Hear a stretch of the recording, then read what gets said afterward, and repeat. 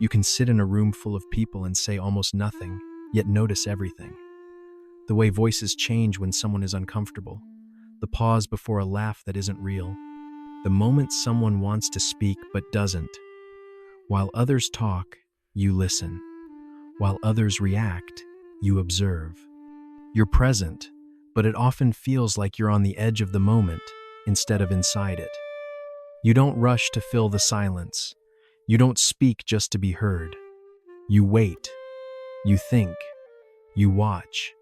And sometimes, that quiet way of being makes you feel invisible, like you're there, but not fully noticed.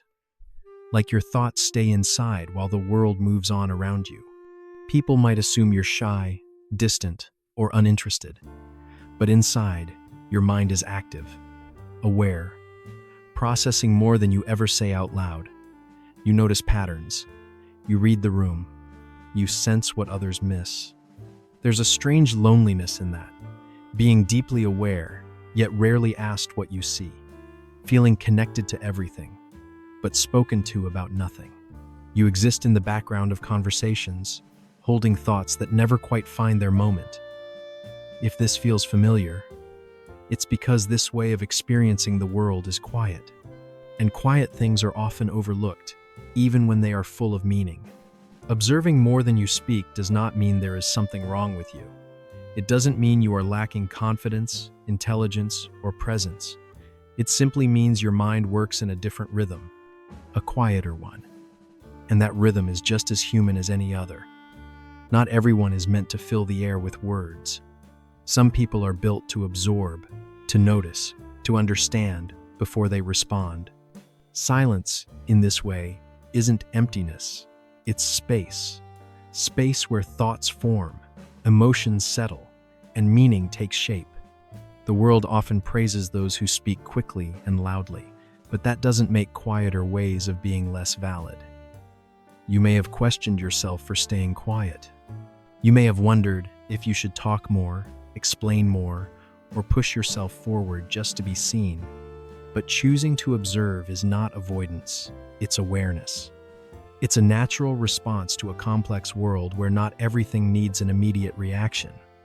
You don't owe anyone constant expression to prove your worth. Your presence is not measured by volume. It's measured by depth. And depth often lives in stillness. Here, you are not being examined or corrected. You are simply being recognized for who you already are. From a human perspective, observing more than speaking often comes from how the mind takes in the world.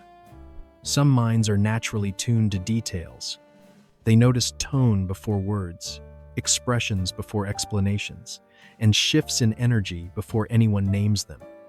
This doesn't happen because of fear or hesitation. It happens because attention flows inward before it moves outward. When you enter a room, your brain doesn't rush to perform. It scans.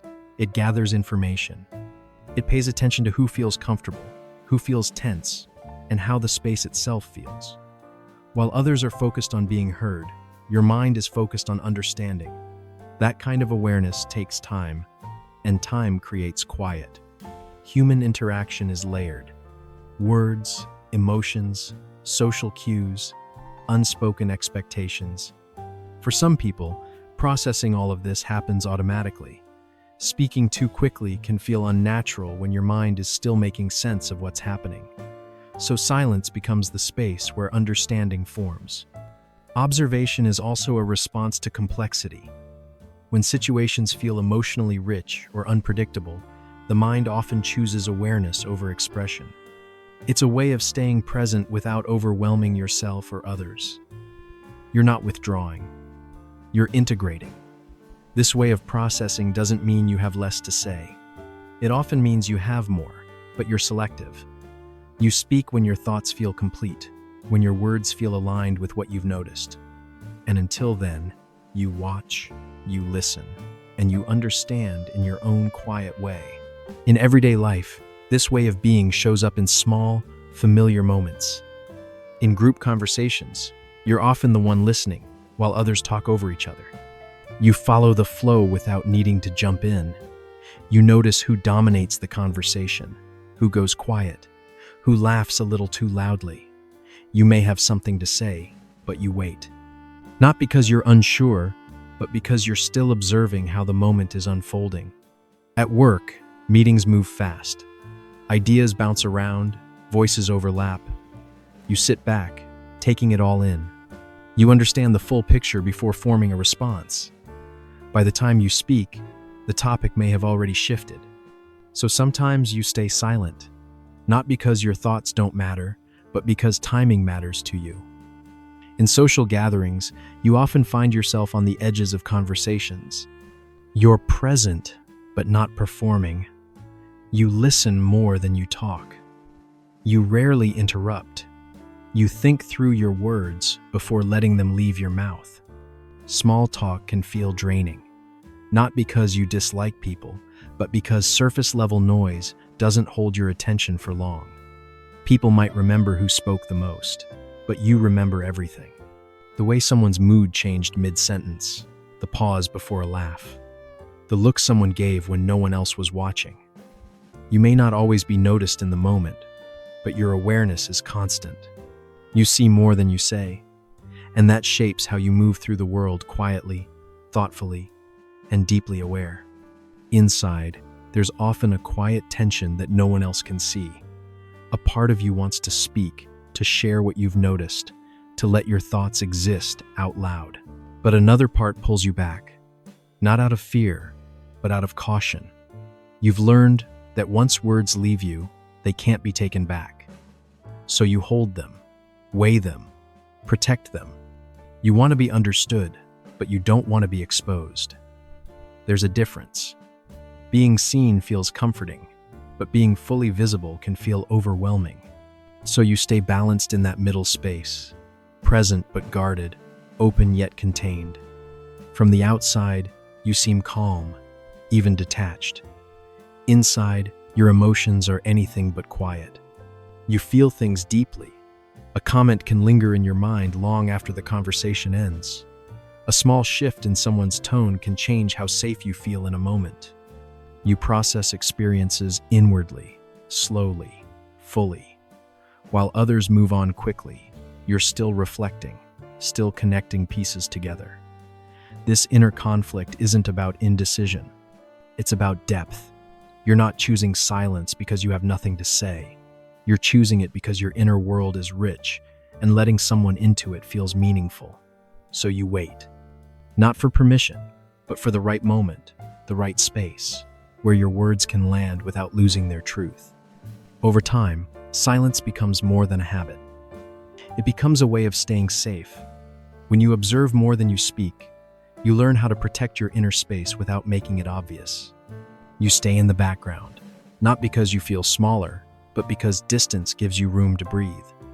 From there, you can watch without being pulled into everything around you.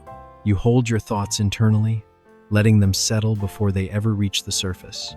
Some ideas stay with you for days, even years, quietly shaping how you understand people and moments. You don't rush to release them. Keeping them inside feels grounding, like keeping something precious close to your chest. Observation becomes a form of emotional safety. By watching first, you can sense the mood of a room, the intentions behind words, the shifts that others miss. This awareness helps you decide where to place your energy and where to withhold it. It's not about control, it's about care. Silence, in this way, is not avoidance, it's a boundary. It allows you to remain present without feeling exposed. You're still engaged, still listening, still feeling. You're simply choosing a quieter position, one where your inner world stays protected. In that quiet, you find stability, not by shutting down, but by staying aware while keeping yourself intact. There comes a quiet realization, often unnoticed at first. The truth that observing is not the same as being absent. When you stay quiet, you are not outside the moment. You are inside it more deeply than most. While others are busy filling the space with words, you are noticing what lives between them. You see small shifts in tone, the pause before someone answers, the way energy changes when certain people enter a room. You notice what is said and what is carefully left unsaid. These things don't announce themselves. They reveal themselves only to those who are still enough to catch them. This kind of awareness isn't loud. It doesn't demand attention, but it holds depth. It allows you to understand situations before they fully unfold, to feel the emotional undercurrent beneath ordinary moments. You may not always speak first, but when you do, your words carry weight because they come from seeing clearly. In this pause, something settles. You realize that your quiet nature is not distance from life, but closeness to it, a different way of being present, a stillness that allows the world to show itself more honestly. And for a moment, you don't need to change that. You simply recognize it. There's nothing you need to become after recognizing this. No version of yourself to correct or adjust. Awareness doesn't ask for change. It simply allows you to rest inside what already exists. Your inner rhythm was never meant to match the noise around you. Some people move through the world by speaking it out loud. Others move through it by feeling it first. Neither way is more complete than the other.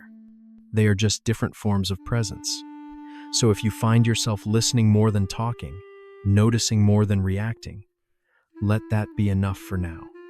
Let it exist without explanation. You don't have to resolve it or turn it into something else. Sometimes understanding doesn't arrive as an answer. It arrives calm, as a quiet sense that who you are makes sense, even if it doesn't always show itself outwardly. And in that calm, there is space to simply be.